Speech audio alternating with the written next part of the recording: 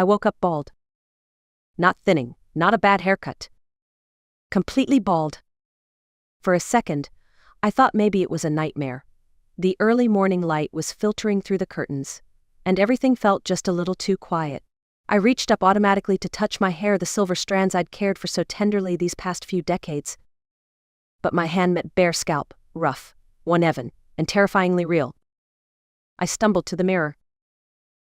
What stared back wasn't me, not the version of myself I had come to know and accept at 67. There were jagged patches of hair left, like someone had taken dull scissors to my head in the dark. My reflection looked vulnerable, humiliated, like a woman who'd just been robbed of something she couldn't name. And in a way, I had. Bellamy. Her name left my mouth in a dry whisper. My daughter-in-law. The woman my son married 3 years ago. She'd done this. I knew it the way you know when rain is coming deep in your bones. Bellamy had come into my house, into my bedroom, and butchered my hair while I slept. There was no other explanation, none. My hands trembled as I dialed Marty. "Mom?" His voice was thick with sleep. "I need you to come over, right now." Mom, it's 6 in the morning. The wedding's not till. Your wife cut off my hair." There was a long pause. "What?" "She came here, last night, and cut my hair off while I was sleeping. I'm bald, Marty." He sighed like I'd just told him I lost the TV remote.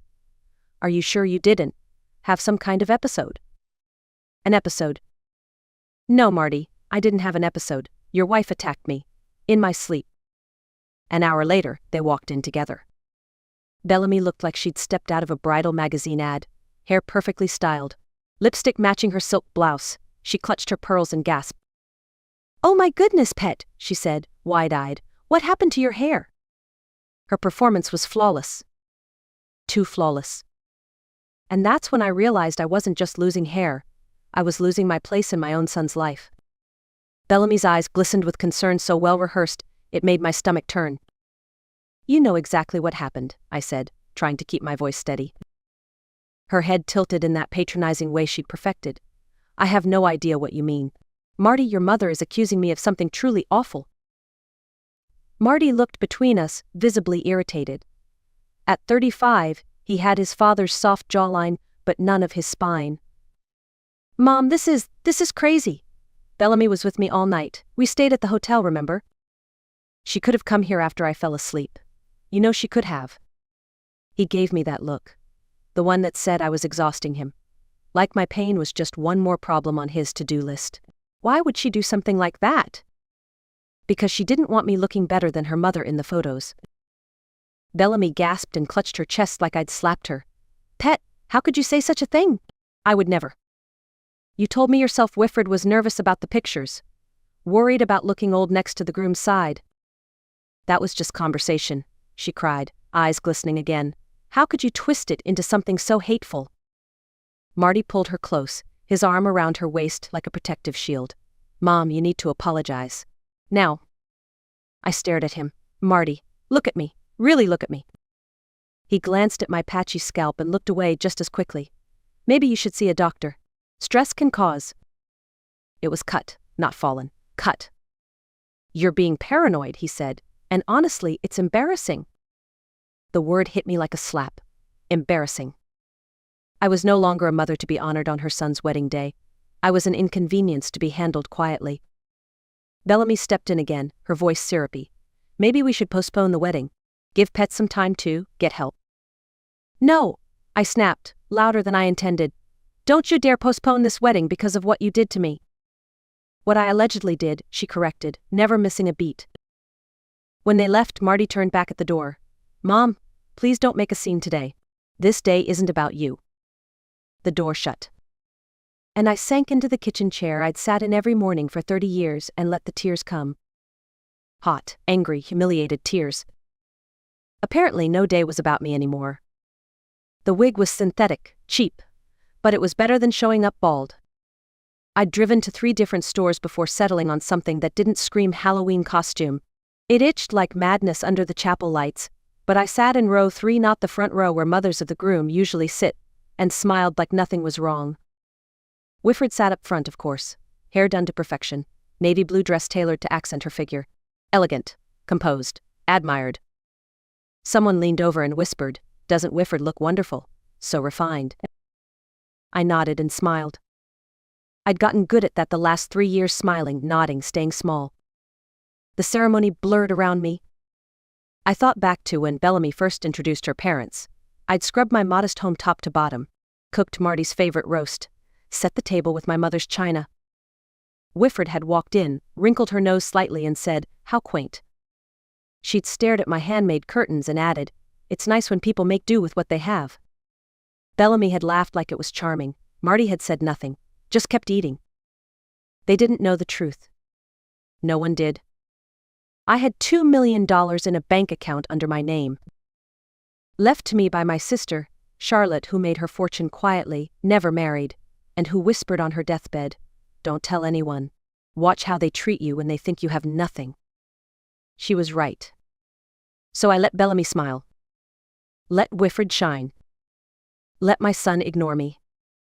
Because something inside me was waking up. And they had no idea who they were about to meet. The reception was loud, elegant, and full of people I'd once considered family. But I was seated at a table in the back near the kitchen doors, with distant cousins and guests I barely knew. Bellamy had arranged the seating. "It'll be more comfortable for you," she'd said. Comfortable. A word used to disguise exclusion. Still, I smiled through it all, sipped ginger ale, nodded politely. Until I heard Bellamy's laugh, too loud, too sharp, coming from the head table. I glanced over. She was surrounded by a small crowd, clearly in the middle of a story. I couldn't hear everything, but I caught just enough. "Oh, you should have seen her this morning," Bellamy was saying, clutching her wine glass. "Marty's poor mom was convinced I cut off all her hair while she was sleeping. Can you imagine?"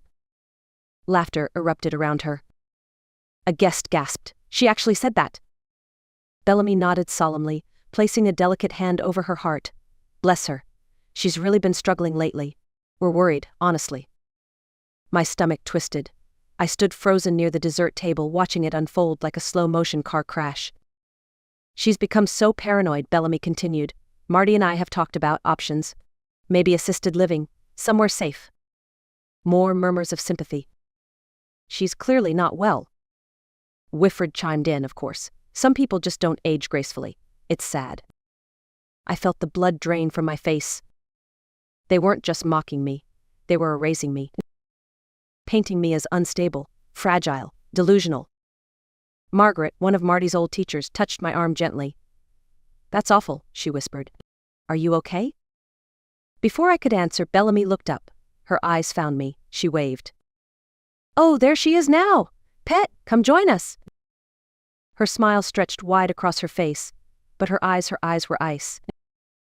I walked toward the group on legs that didn't feel like mine. I saw it in their expressions: awkward pity, the kind reserved for people who've slipped from reality.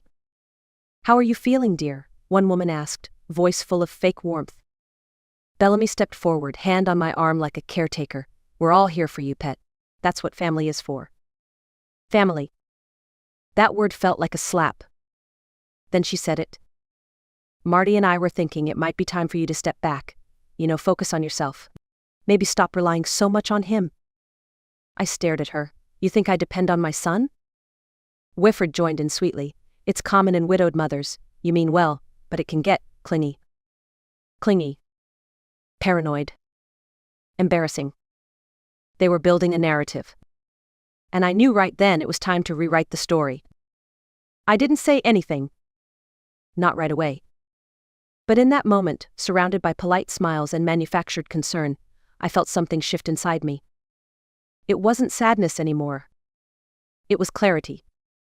"You're right," I said, my voice calm. "I think it is time I step back." Bellamy's face lit up in triumph. "I'm so glad you understand." I didn't respond. I just turned and walked away, leaving the group blinking behind me. I left the reception early. No goodbyes, no scenes. Just a quiet exit, like the quiet erasure they'd orchestrated.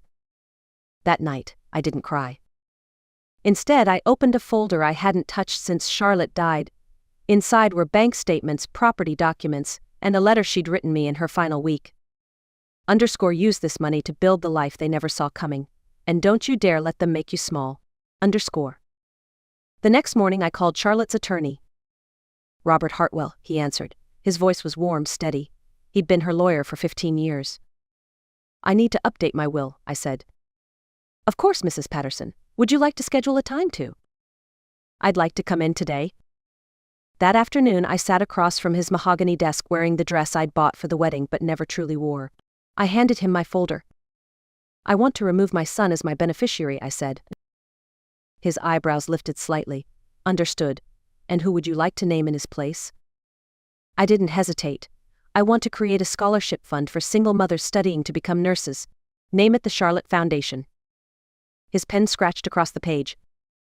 Any provisions for family? None. He paused. Are you making this decision under pressure? No, I said. For the first time in years, I'm not under pressure at all.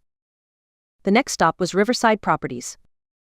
Janet Morrison, the real estate agent who sold me my house when Marty was 10, smiled brightly when I walked in. Pet, I heard the wedding was beautiful. It was memorable, I said with a thin smile. But I'm here to list the house. Her face fell. Really? You've poured your heart into that home. I did. But now it's time to pour into myself. She nodded slowly. Where will you go? Portland. My cousin Rebecca's there. She's invited me for years. I think I'm finally ready to say yes. Janet studied me for a long moment. Does Marty know? No. You should talk to him. I am, in my own way. Over the next 2 weeks, I moved with precision. I donated furniture, packed boxes, labeled what mattered, tossed what didn't. The hardest part was sorting through Marty's childhood. Report cards, art projects, crayon-scrawled Mother's Day cards. Underscore, you're the best mom ever. I love you to the moon and back. Underscore. I placed them carefully in a storage unit across town, just in case. Just in case the boy he used to be ever came looking for the woman I used to be. The phone calls started after that. At first, Marty sounded casual. Hey, Mom, just checking in. How are you doing? I'm good, sweetheart. How's married life? Great, Bellamy's amazing. I'm glad. Then he asked, are you keeping busy? Finding your own path? Oh yes, I said, busy discovering who I am. He laughed nervously. Well, that's good. Then the house went on the market. That's when his voice changed. Mom, what is this? Janet told Bellamy you're selling? I am. But you didn't say anything. I didn't need to. I'm following your advice. I'm not depending on you anymore. Where will you live? I have options. There was a long silence. Mom, you're worrying me. I know. For once, that's your burden, not mine. Click. Call ended. And I knew he was beginning to feel it. The loss. The silence. The weight of what he'd taken for granted. And I hadn't even left yet. 3 weeks later, I stepped off a train in Portland, Oregon, with 2 suitcases, a storage key, and a letter from Charlotte, folded in my wallet. Rebecca met me with open arms. She hadn't changed much, same quick wit, same wild red curls now peppered with silver. Come on, she grinned, taking my bag. I've already made dinner and cleared the guest room. That first night, I sat on her back porch, wrapped in a blanket, listening to the rain hit the roof and realizing I felt light. Empty in the best possible way. Free. In the weeks that followed, I started building something I hadn't had in decades, a life of my own. I joined a local hiking group for seniors. The group met twice a week and didn't shy away from hills. There was Sarah, the cheerful hairdresser who cut my new silver bob just the way I wanted, no questions asked. I signed up for a book club at the corner cafe, where the barista already knew I liked my cappuccino half foam, half bold. And I started volunteering at the Children's Hospital. Every Tuesday morning I brought storybooks, stickers, and smiles. And no one there asked if I was embarrassing, dependent, or paranoid. I was just pet book lady, good listener, quiet friend. The first letter from Marty came about a month later. I didn't open it right away. His handwriting slanted, a little messy, hadn't changed since he was a teenager. I stared at the envelope for days, unsure if I wanted to read more pain. Then, one rainy Thursday morning, I sat with my coffee, real cream swirling in it guilt-free, and opened it. Dear Mom. I've tried calling. I don't know if you're ignoring me or if you're really gone. Bellamy and I are having problems. She's different since you left. Colder. Controlling.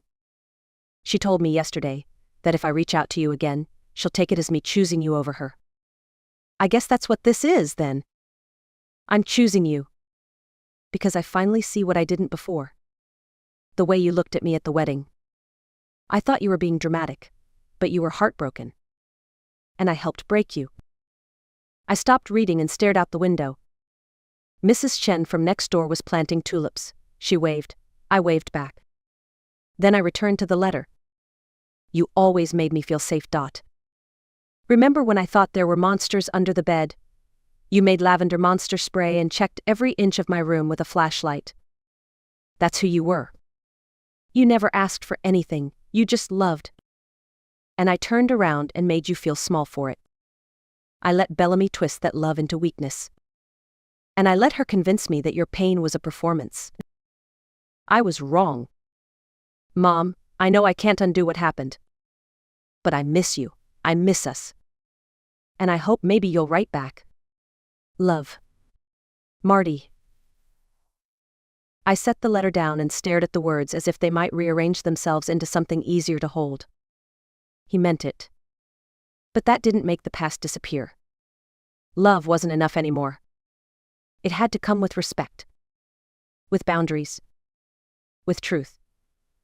And so I walked to my desk, pulled out the cream-colored stationery I'd bought when I moved, and began to write. Dear Marty. Thank you for your letter. It means more than you know. But you need to understand something important. I didn't leave because I stopped loving you. I left because loving you unconditionally, endlessly was slowly destroying me. I paused, watching the ink dry, then kept writing. I found peace here. I'm building a life that belongs to me, not as your mother. Not as anyone's burden, just as pet. If we ever reconnect, it will be because you want to know me. Not because you feel guilty.